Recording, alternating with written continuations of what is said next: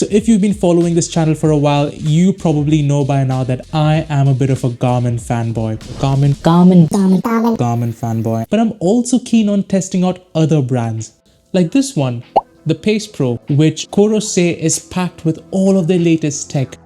But is this thing really worth buying? To find out, I've been using the Coros Pace Pro for the last couple of weeks, and in this video, I'll review its design, its features, especially if you're a runner, test its heart rate sensor accuracy against an ECG chest strap, GPS accuracy, some annoying features, transfer offline MP3 files onto the Pace Pro, some cool features, USB-C charging port on the and much more to find out if the Coros Pace Pro is really worth buying. Now speaking of worth, $349 or £349. Now there's three colors available: black, grey and blue. A bit uninspiring if you ask me, unlike the Coros Pace 3, which had a few interesting color options available. Now I've got the Pace Pro in grey here, and this is the standard silicone quick release band that comes with the watch, and this has been light and comfortable, and it kept the watch locked onto my wrist solidly whilst I was running outdoors. But are the design and specs any good? Now this watch felt light and comfortable to wear on a daily basis. It's primarily made of standard polymer for the body, and the glass here is actually made of mineral glass,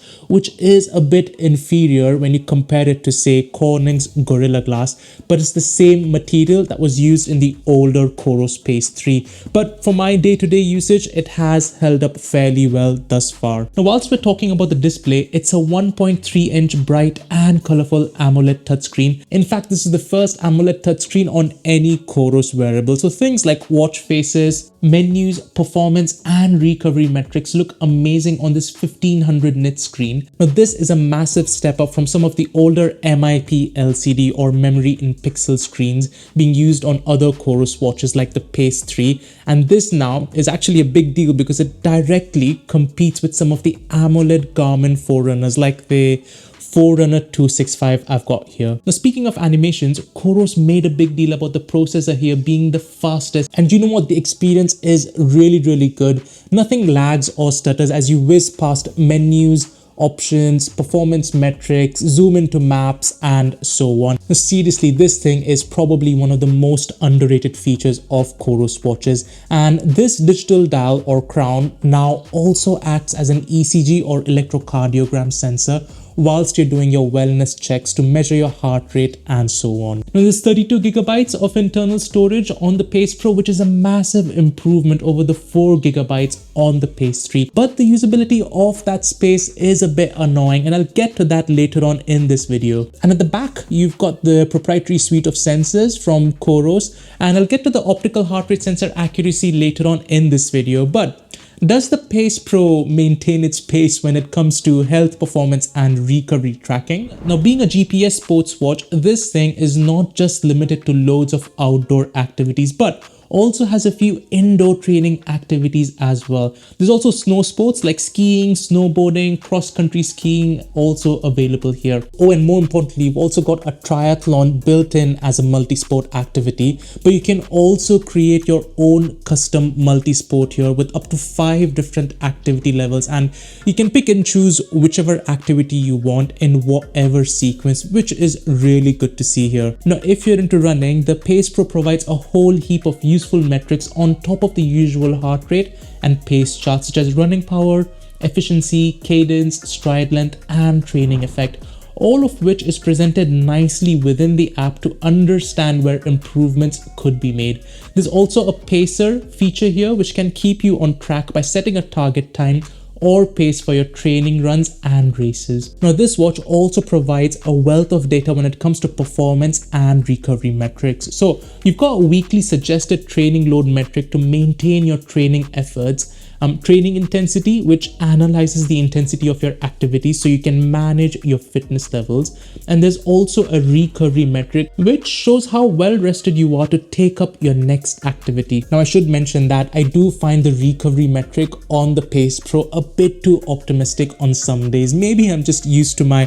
Garmin being super pessimistic towards recovery and training loads all the time, but I did feel a bit more tired than what the Pace Pro thought my recovery percentage was on some days. Now there's also metrics like heart rate variability, sleep tracking, stress tracking, and so on to manage your recovery. Now speaking of sleep tracking, on most days the sleep data was comparable to my Garmin Forerunner 265. I did observe on certain nights that the Pace Pro misunderstood me just lying in bed as actually falling asleep. Take this example here. I was in bed watching Silo on Apple TV at around 10:30, but the Pace Pro thought I was already asleep, whereas my Forerunner 265 picked up the correct sleep start time at around midnight.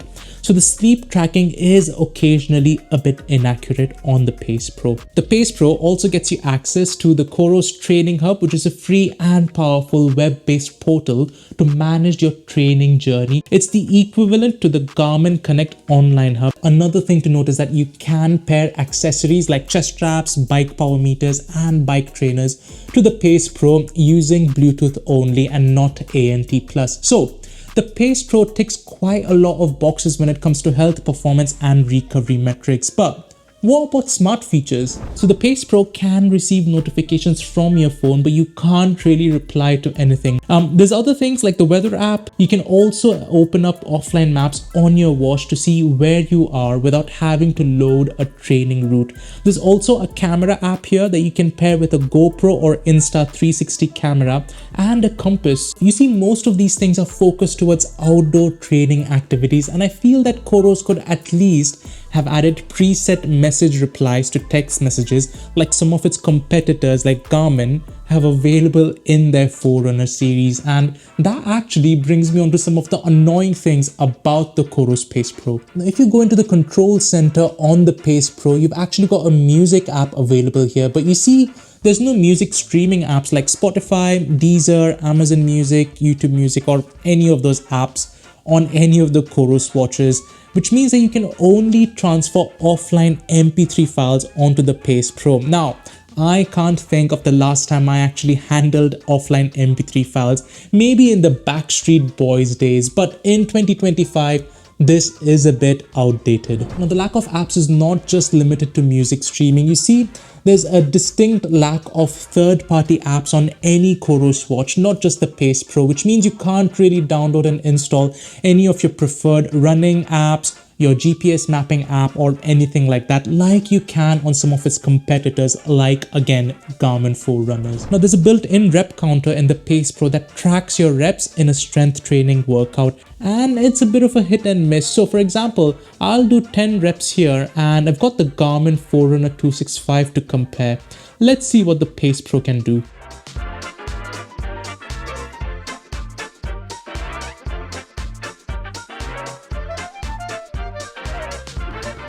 So the watch counted 11 reps, and it's always been plus or minus 1 to 2 reps for any strength training exercise, which is a bit disappointing. It's not all negative though. Here are some cool features about the Coros Pace Pro. Now, one of the other underrated features about the Pace Pro, other than the digital dials, is actually this small thing.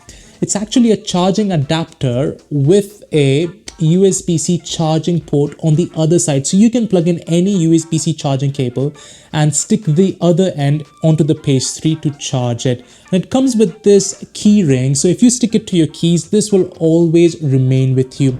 Now with the Pace Pro, you get something known as a race predictor, which gives you an estimate of how you would perform in a 5K, 10K, half marathon, or a full marathon, so you know exactly what to expect on race day. And with the Pace Pro, you can also cast the screen of your watch directly on your phone, so you can get a better view of your metrics and data whilst you're outdoors. But speaking of data, is the data coming out of the optical heart rate sensor accuracy any good? Now, I've been using Polar's H10 ECG chest strap to benchmark my heart rate readings, and this is often considered as the gold standard for heart rate measurement. Now, looking at one of my runs here, the Pace Pro was a teensy bit slow in picking up the rise in my heart rate against the ECG chest strap. But after that, it was spot on in picking all of the peaks and troughs during my intervals. It's almost in sync with the chest strap, with just a difference of 1 to 2 beats per minute. Now the data for all of my other runs has been very similar, so this is a really good start for the Pace Pro. Now looking at strength training exercises, this is where I normally find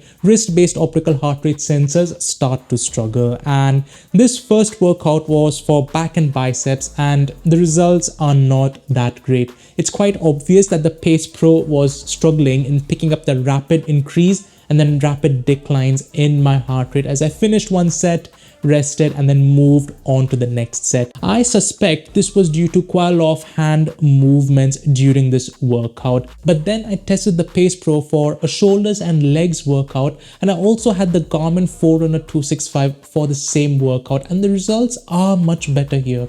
The Pace Pro and the Forerunner 265 are almost in sync with each other and not too far off from the chest strap. So the first part of this workout was entirely legs, so there's not much of hand and arm movements, and you can see that the Pace Pro did much better in the first part of this workout. But does the Pace Pro deliver when it comes to GPS accuracy? Now this dual frequency antenna is here for GPS location tracking when outdoors, which is the same as the older Pace 3. Now on top of that, the Pace Pro can also measure barometric pressure and altitude, which is great for mountaineering and hilly trail runs. Now you've also got access to offline maps here now on the Pace Pro, and it's really easy to download regional maps from the Coros app and then transfer them to the Pace Pro. I guess there's some good use of that 32 gigabytes of storage for transferring different regions and just saving them offline on your Pace Pro. And you can download topographical, hybrid, or landscape views of all of these maps. And looking at the map here for one of my runs, the Pace Pro caught my location fairly quickly, and it did well tracking my location,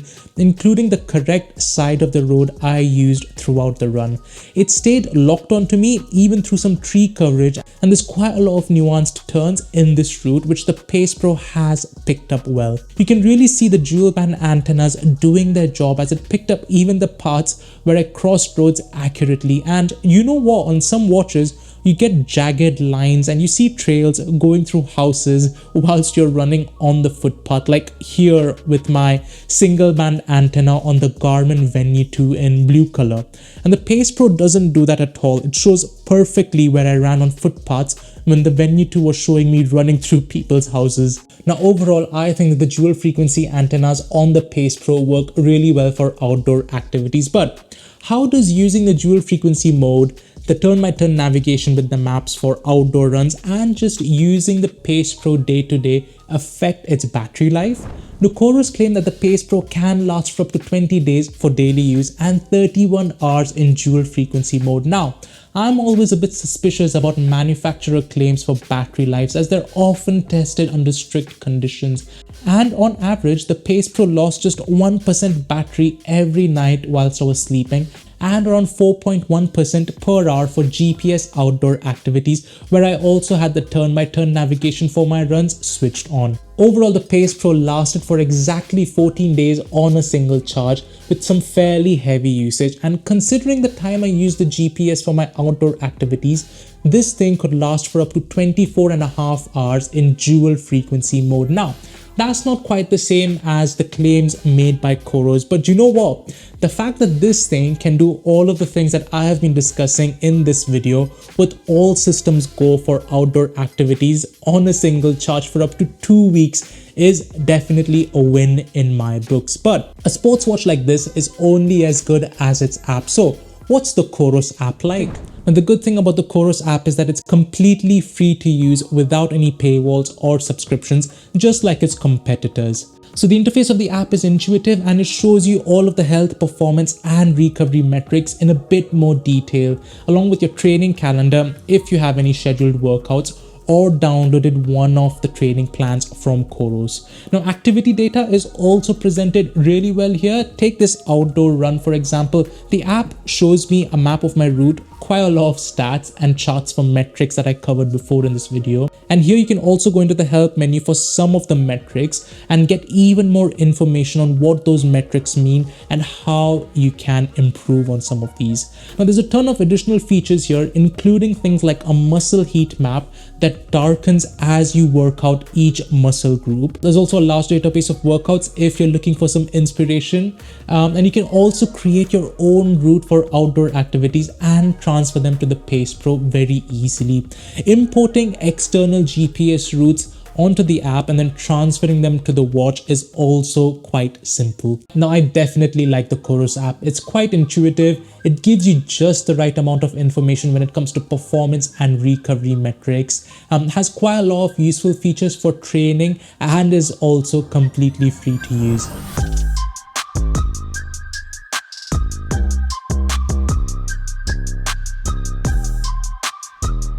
So then, what do I think about the Coros Pace Pro? Now, I feel that Coros have done a good job with this watch. It essentially takes all of the good stuff from the older Pace 3 and dials it up with this amazing new AMOLED touchscreen, the larger battery capacity, and the improved processing power that just makes using this watch an absolute joy day to day. So if you're looking for a GPS sports watch or never owned one and want something with structured training routines, the Coros Pace Pro is definitely worth buying. Just keep in mind the niggles that I faced when it came to the heart rate sensor accuracy for strength training workouts. But what do you think about the Pace Pro? Have you bought one already, or are you thinking of buying one? I liked it quite a lot, and the thought of changing ecosystems from Garmin to Coros has crossed my mind once whilst I was testing this. But how does the Pace Pro perform against one of its main competitors, the Garmin Forerunner 265? And is it actually worth spending the extra $120 over the slightly older Pace 3? To find out, make sure you press that subscribe button so you don't miss out on my full in-depth comparisons between these sports watches. And as always, thanks to all subscribers of this channel. See you in the next one.